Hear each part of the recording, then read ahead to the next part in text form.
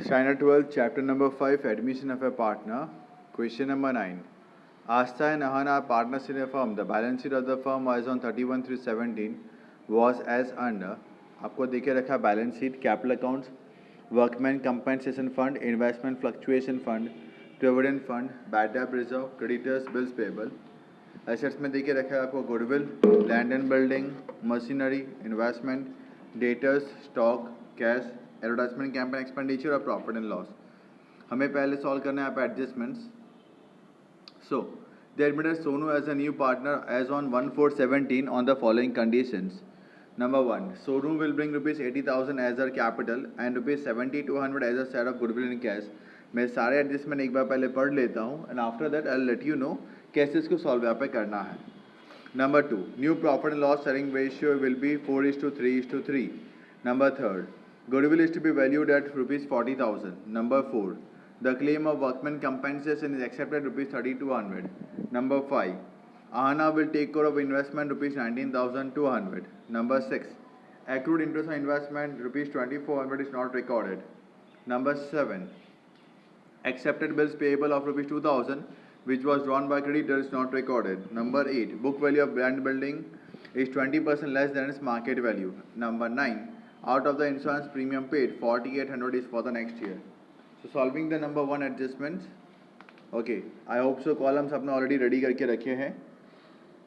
So number 1, Sonu will bring rupees 80,000 as her capital. पास करें cash account के debit side, cash account debit side, 2 line छोड़ने के बाद to Sonu's capital 80,000, cash account debit side. After leaving 2 lines to Sonu's capital 80,000. Second entry, partners capital account credit side, partners capital account credit side, 2 line छोड़ने के बाद by cash bracket में capital Sonu के column में 80,000, सोनू के कॉलम में 80,000 हो गया. एक डेबिट इफेक्ट, एक क्रेडिट इफेक्ट.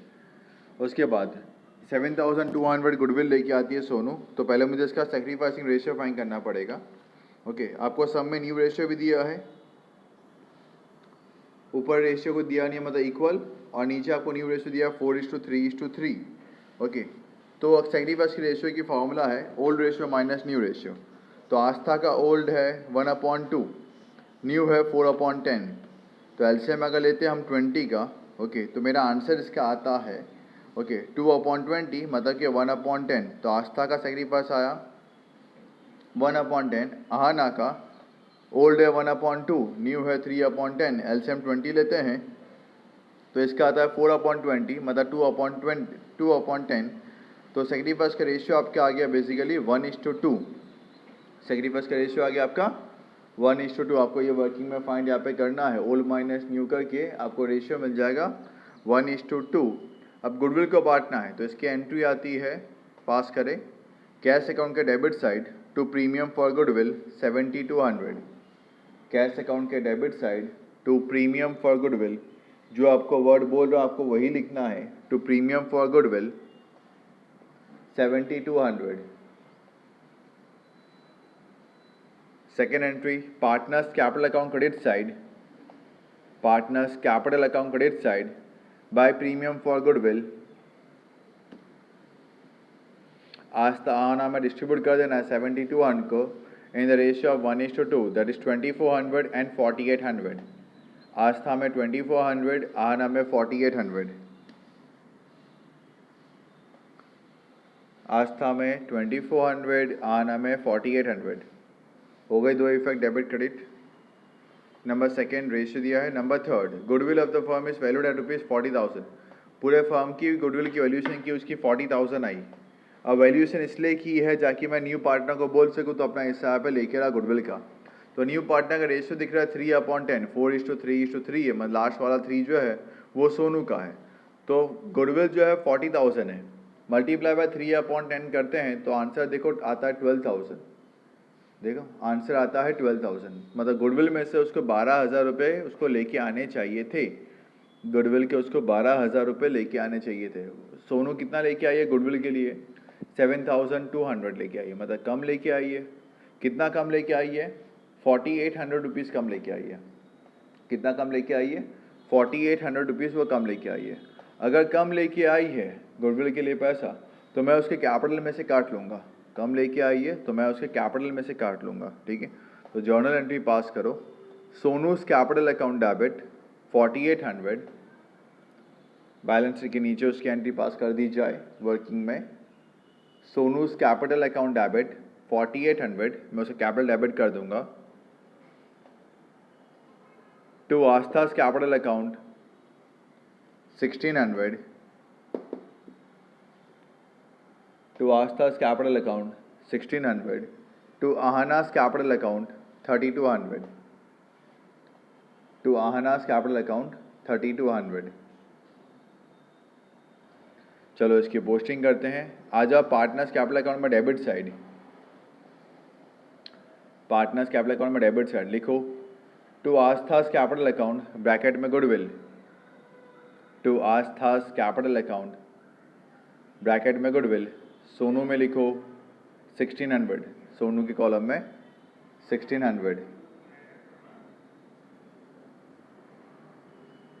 वापस से वहीं पे डेबिट साइड पर ही, to Aahna's capital account bracket में goodwill, to Aahna's capital account bracket में गुडविल, वापस सोनू की कॉलम में 3200। देखो दोनों डेबिट पे लिख दिया, मतलब कैपिटल यहाँ पे कम हो गया। अब क्रेडिट साइड में लिखो बाय सोनूज कैपिटल, जहाँ पे लिखा है ना प्रीमियम फॉर गुडविल, उसके नीचे लिखो बाय सोनूज कैपिटल ब्रैकेट में गुडविल, आस्था में 1600, आहना में 3200, आस्था में 1600, आहना में 3200। वापस क्लियर करता हूँ। 7200 का गुडविल वो लेके आई थी, तो एक एंट्री मैंने पास की कैश के डेबिट में, दूसरी पार्टनर्स कैपिटल में क्रेडिट पे, ठीक है। पार्टनर्स को मिलेगा ही मिलेगा। और 4800 वो लेके नहीं आई, तो मैंने उसे कैपिटल का माइनस कर दिया। तो एक लिखा मैंने पार्टनर्स कैपिटल में डेबिट साइड पे, सोनू की कॉलम में दोनों अमाउंट आ गई, और दूसरा लिख दिया मैंने पार्टनर्स कैपिटल में क्रेडिट साइड पे। तो इन शॉर्ट लेके आते हैं तो कैश में, लेके नहीं आते तो पार्टनर्स कैपिटल के डेबिट में, और क्रेडिट में तो दोनों में मिलने ही वाला होता है, ठीक है। So next one, the claim of workman compensation is accepted ₹3200। यहाँ पे आपको क्लेम दिख रहा है कुछ 4800 रुपीज़ का, एक्सेप्ट कितना हुआ है 3200।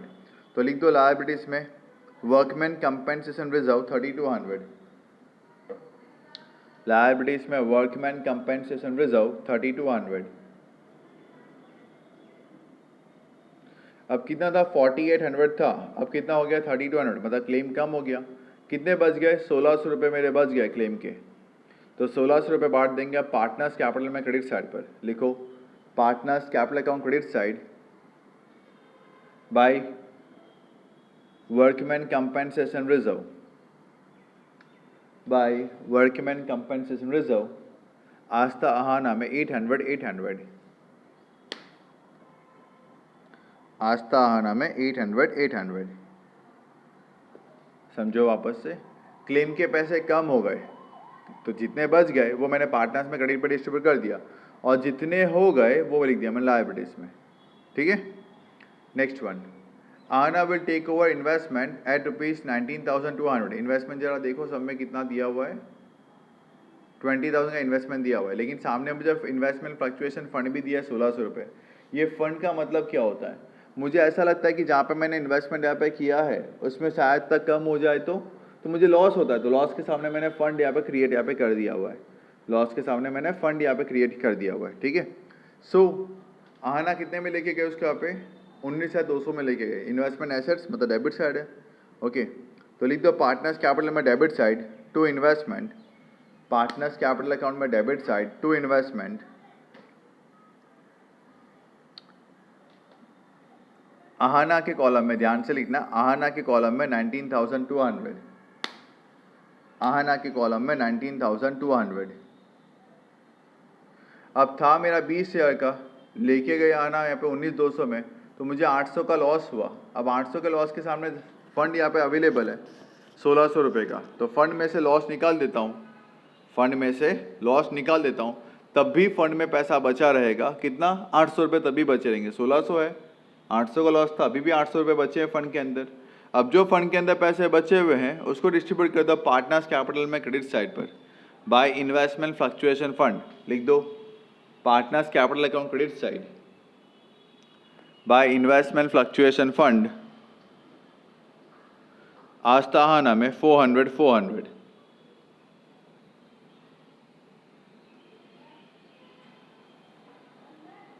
Next, accrued interest on investment ₹2400 is not recorded. Investment पे इंटरेस्ट मिलना बाकी वो लिखना भूल गया हूँ। इन्वेस्टमेंट पे इंटरेस्ट मिलना बाकी मतलब मेरे लिए वन टाइप की इनकम प्रॉफिट। तो लिखो रीवैल्यूएशन में क्रेडिट साइड पर,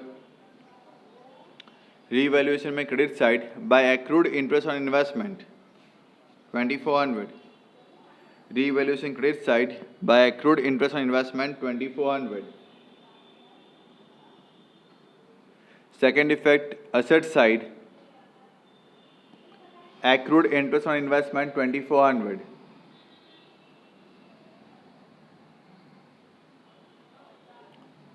Okay. Number 7, accepted bills payable of ₹2000 which was drawn by creditor is not recorded. By bills payable मैंने यहाँ पे accept यहाँ पे किया था, जो creditors ने दिया था वो मैं लिखना भूल गया। आ जाओ liabilities में, लिखो क्रेडिटर्स इनर कॉलम में 12,000, क्रेडिटर्स इनर कॉलम में 12,000 माइनस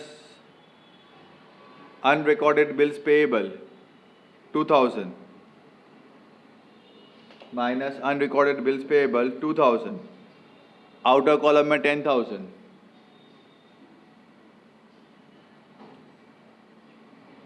ओके। दूसरी एंट्री उसी के नीचे लिखो bills payable 6,000 plus unrecorded bills payable 2,000,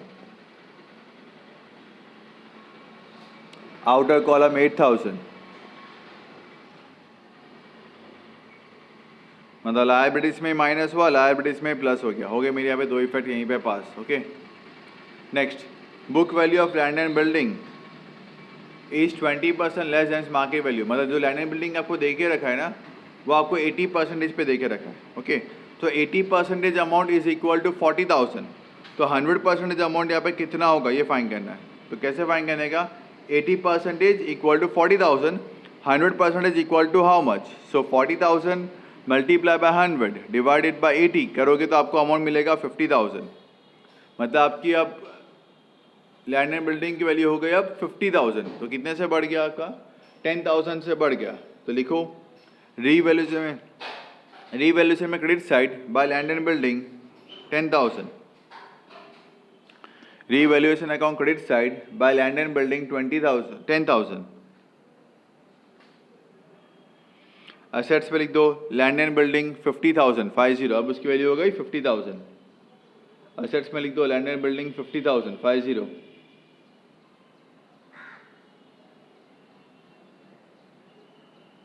next, out of insurance premium paid ₹4800 is for the next year. Okay, मतलब प्रीपेड हो चुका है। प्रीपेड मतलब मेरे लिए फ़ायदा हुआ। लिख दो रीवैल्यूएशन में credit side by prepaid insurance premium 4800 by prepaid insurance premium 4800।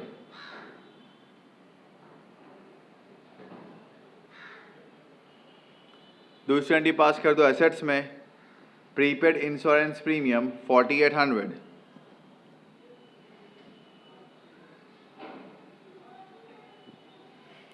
Okay, adjustment सारे सॉल्व। अब ट्रांसफर कर लेते हैं। Capital account partners capital account में क्रेडिट साइड पे लिखो by balance brought down. Partners capital account में क्रेडिट साइड पे लिखो by balance brought down. Aastha के कॉलम में 76,000 जो हमने ऊपर स्पेस छोड़ी हुई है 2 लाइन वहाँ पे लिखना ही है। आस्था के कॉलम में 76,000, आना के कॉलम में 48,400। उसके बाद वर्कमैन कंपनी फंड हो चुका है, इन्वेस्टमेंट फ्लक्चुएशन फंड हो चुका है, प्रोविडेंट फंड लायबिलिटीज में यह एम्प्लॉयज का होता है। प्रोविडेंट फंड लायबिलिटीज में 6400। बैड डेट रिजर्व वो भी लिख दो सीधा लायबिलिटीज में ही 8,000.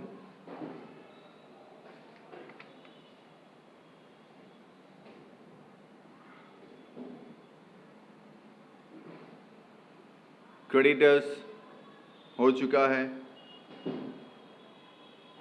बिल्स पेएबल हो चुका है, गुडविल पार्टनर्स कैपिटल के डेबिट पे लिख दो to goodwill, partners capital account debit side पे लिख दो to goodwill.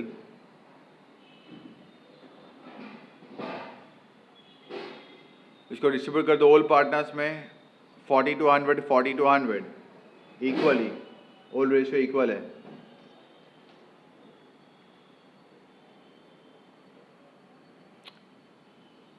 Next land building हो चुका है, मशीन लिख दो सीधा एसेट्स में 32,000।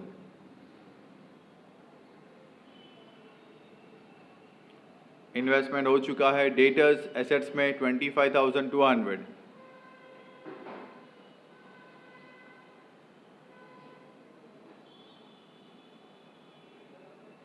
स्टॉक एसेट्स में 14,400।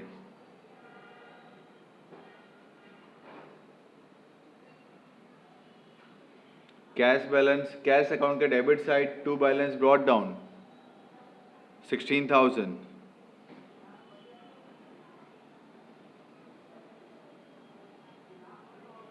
Advertisement campaign expenditure partners capital account debit side, partners capital account debit side to advertisement campaign expenditure, दोनों पार्ट में बांट दो इक्वली 1600 1600।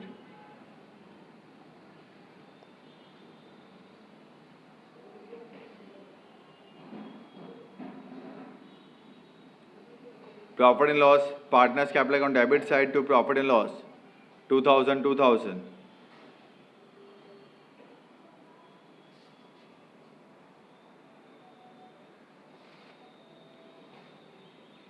ओके,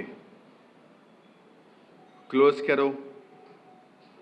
रीवैल्यूएशन को पहले क्रेडिट साइड आपकी टोटल आएगी शायद तक 17,200, क्रेडिट भी ज़्यादा होगा। डेबिट में आपके पास कोई भी फिगर अवेलेबल नहीं है तो लिख दो डेबिट साइड में to partners capital account, to partners capital account, inner में लिखो आस्था आहाना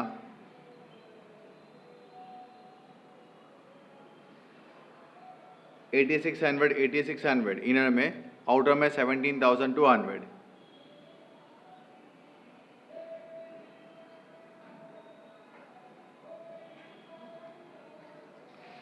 इसको क्लोज करो। पार्टनर्स कैपिटल में क्रेडिट साइड पर बाय रीवैल्यूएशन अकाउंट,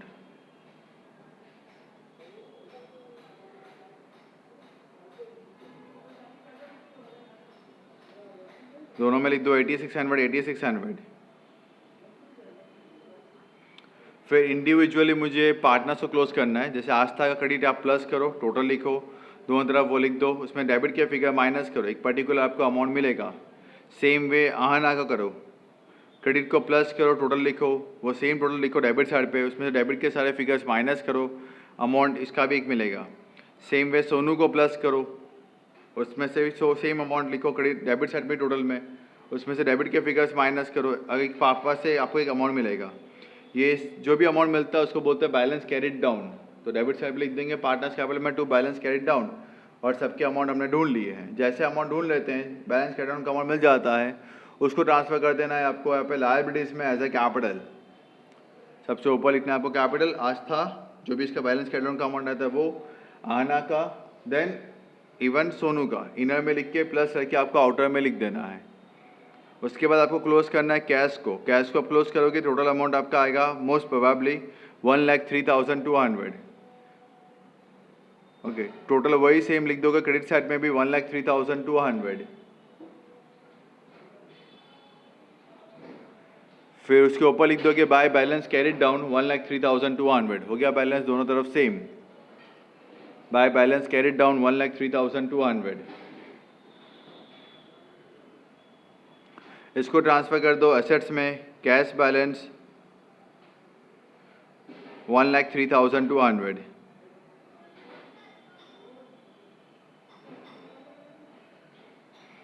अब दोनों साइड को टैली करो, आपका आंसर टैली हो चुका है। ओके, इफ यू फील कि अभी भी कोई doubt difficulty, you can give me A call. Okay, जरा नंबर्स भी चेंज कर ले इसमें, आपको होमवर्क में एक और करना है, यही सेम सम लेकिन नंबर्स अलग। सो नंबर 1 में जहाँ पे दिया आपको 80,000 मेक इट 1 लाख, फिर जहाँ पे दिया आपको 7200 मेक इट 9600, सेकेंड वाला सेम, थर्ड वाला दिया आपको 40,000 मेक इट 60,000 60,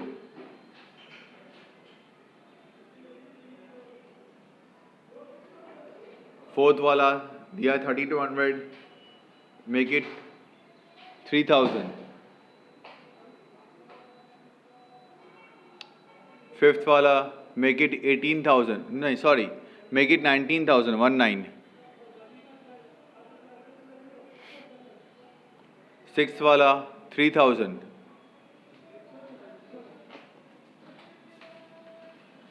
सेवेंथ वाला 2500,